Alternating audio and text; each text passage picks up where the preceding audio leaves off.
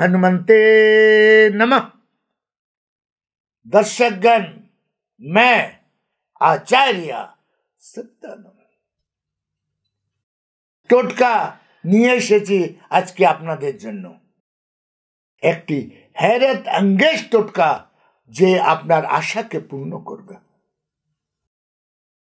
মানুষ এমন কোনো মানুষ নেই যার জীবনে আশা নেই। জীবন বেঁচে থাকার, জীবনকে সুন্দর রাখার একটি রাস্তা, নিজের আশা জিন্দা রাখুন। আশার প্রচেষ্টা করুন সাকসেস করার জন্য। একমাত্র মন্ত্র যেটা মানুষকে বাঁচিয়ে রাখে, হাসমুখ রাখে, প্রচেষ্টায় রাখে, অ্যাক্টিভ রাখে, নিরোগ রাখে, শুধু আপনার মনের মধ্যে আশা সঞ্চার করুন।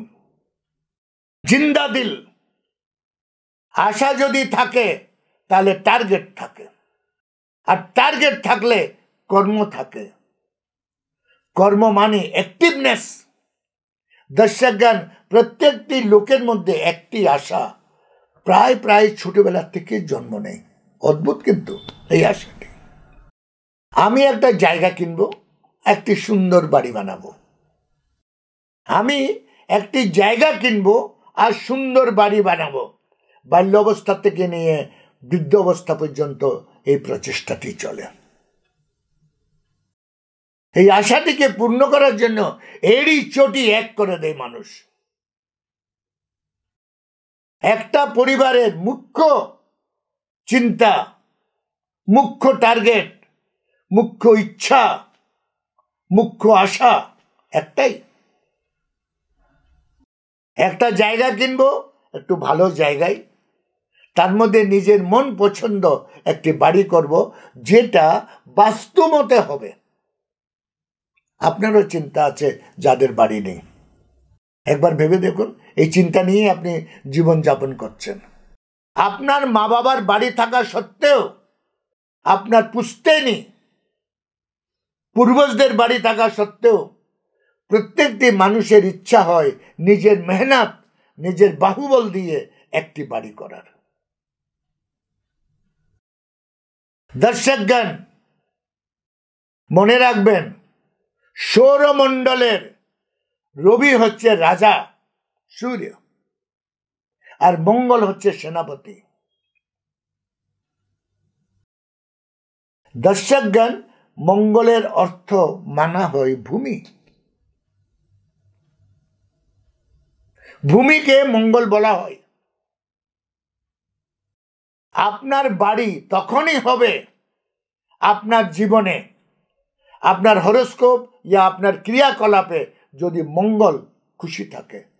জীবন দুভাবে যাপন করা হয়, একটা হচ্ছে হরোস্কোপ ওয়াইজ, হরোস্কোপে কোন গ্রহ কোথায় আছে সেটাকে জানা।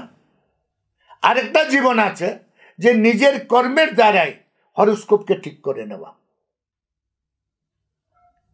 দর্শকগণ, এখানে ভগবান আপনার হেল্প করতে নেমে আসে। যখন আপনি আপনার হরোস্কোপকে ঠিক করার জন্য, সেই টুটা ফুটা গ্রহগুলোকে ভালো করার জন্য প্রচেষ্টা করেন, তখন ঈশ্বর আপনাকে হেল্প করে। আপনি যদি বাড়ি বানাতে চান, জায়গা কিনতে চান, তাহলে আপনাকে মঙ্গলের দ্বারস্থ হতে হবে। কারণ বিনা মঙ্গলে আপনি বাড়ি বানাতে পারবেন না। বিনা মঙ্গলের সাহায্যে বাড়ি বানাতে পারবেন না।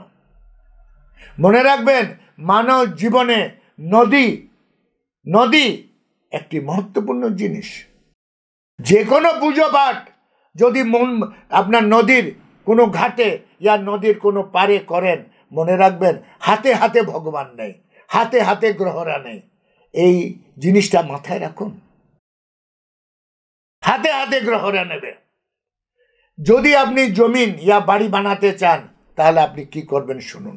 কোনো একটা নদীর জায়গা চয়েস করবেন, যেটা নির্জন, একটু নদীর পাড়ে, নদীর ধারে কোনো একটা নির্জন জায়গা চয়েস করুন, এবং সেখানে মঙ্গলবার দিন সন্ধ্যাকালীন, মঙ্গলবারে সন্ধ্যাকালীন ঝুটিওয়ালা নারিকল এবং কলা, আর ধুনি, আগরবাতি নয়, ধুনি আর প্রদীপ, মোমবাতি নয়।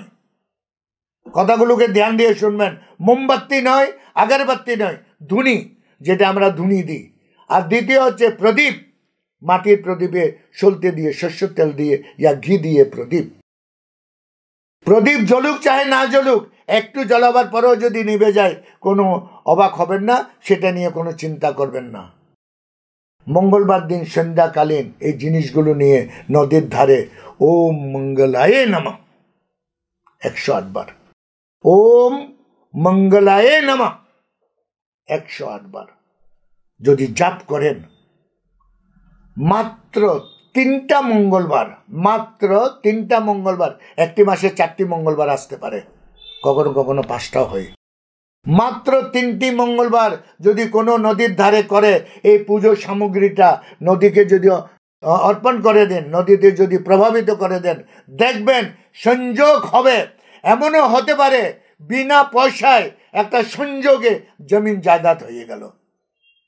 এটা একটা অদ্ভুত টোটকা, हैरतअंगेज টোটকা, আজমায়া হুয়া টোটকা।